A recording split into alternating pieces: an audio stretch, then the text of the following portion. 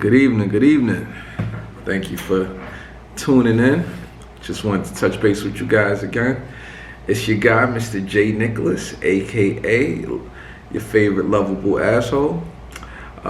Just want to discuss something that has been circulating today. It's a little scenario that seems to be some conflicting opinions on. So the idea is, there's a young lady on Twitter, says she's married to her husband and who has a child from a pre-existing relationship. So the child's mother is throwing her daughter a 10-year-old birthday party. Said that she has a great relationship with the daughter, loves her very much. You know, it's mutually healthy, and and so the mother doesn't want the daughter to be around the stepmoms. I guess at this party, says that the wife is not invited to her daughter's birthday party, but the husband obviously is.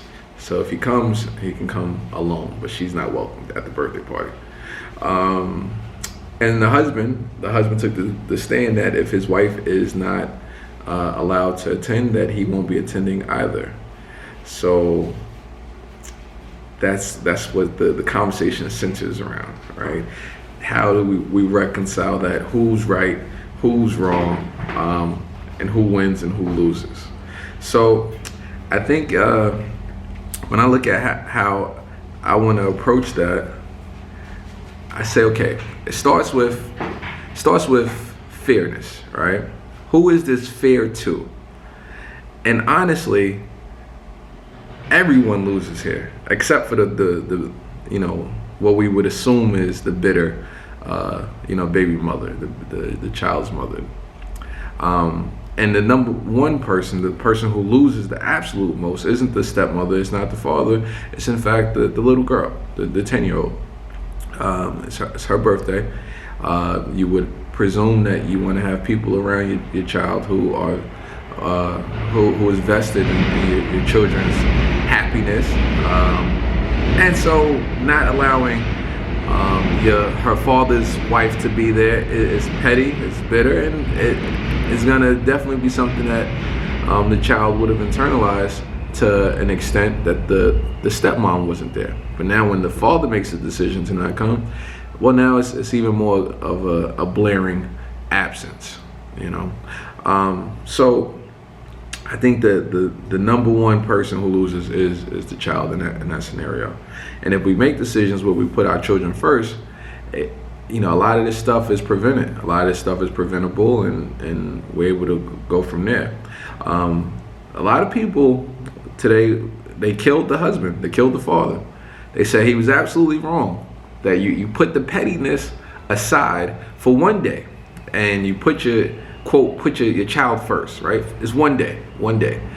But here's the question. The question is, what is the pecking order for a man in that position, right? You have your daughter, you have your wife, you have, I guess, your daughter's mother, right? And these are all women that are gonna have expectations of you. What's the hierarchy that you have to establish as a man there? That might be debatable. Some people would say you put your daughter first, then you put your wife first, and obviously the baby mother last. Some would say, look, you keep a healthy relationship with the child's mother, you keep a healthy relationship with the daughter, and your wife will understand. Some would say, no, you got to go home to your wife every day. The hell with everybody else. I think in that scenario, I don't know what I think. I do know what I think. I didn't want to say it. I think in that scenario, what you would have to do is make the decision that you show up. All right, you show up to the party as the husband, and you let your daughter know that you came to celebrate the day, wish her happy birthday, but you're not going to be able to stay because your significant other, who she has a relationship with, wasn't allowed to be here. But you didn't want her to internalize that as though daddy didn't care, daddy wasn't present. You don't have to go into, what the mother did and the implications of it. At some point, the child will be old enough and mature enough to not just internalize these feelings, but be able to process it and apply it in an appropriate manner, right? We say that this is really the child's mother is doing. And that brings us back to the root issue when we start talking about deadbeats, when we start talking about this family, this blended family dynamic, right, where relationships fail and you have children that come out of it. I have to say this, and I'm going to say this 3 times so that I'm serious.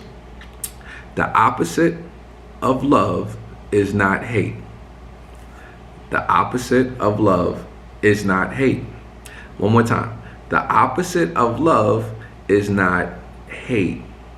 Okay? A lot of these women, they have this energy, right, for these exes, and it transfers. It goes from, you loving that person to now you have, this extreme dislike, this hate for this person. But that requires the same amount of energy. The opposite of love is not hate. When you have truly moved on from somebody, the opposite of love, which you would embrace, is apathy. You become indifferent. All right? The opposite of love is not hate. Stop justifying these unresolved emotions centered around a relationship that was failed as an excuse for you to engage in toxic behavior. Right? And that's a gender neutral critique. But with the way the court system is set up, right, us being in the patriarchy, usually that's going to have to be directed at women, right? Courts tend to give custody to women. Okay, so I just want to bring us full circle. Bear with me, I'm in a dungeon right now. The obstacle is the way. This is my suggested reading. All right, this is a book by Ryan Holiday, subtitled The Timeless Art of Turning Trials into Triumph. The obstacle is the way. And this is something that actually kind of summed up in a nutshell the way you have to be as a man in that situation. And a lot of these situations, identifying the way forward. And most times what's going to dictate the path that you should take, the path that you have to take, are going to be the obstacles that you face and that you have to overcome. The obstacle is not going to help influence where you go. It's going to actually dictate where you go. All right. We're swimming upstream, all right, but you can only go where the river takes you. So here we go. I guess I have to start doing all the YouTube stuff, right? So like, comment, subscribe. If you disagree with me, tell me why. And if you agree with me, let me hear it. All right, signing out.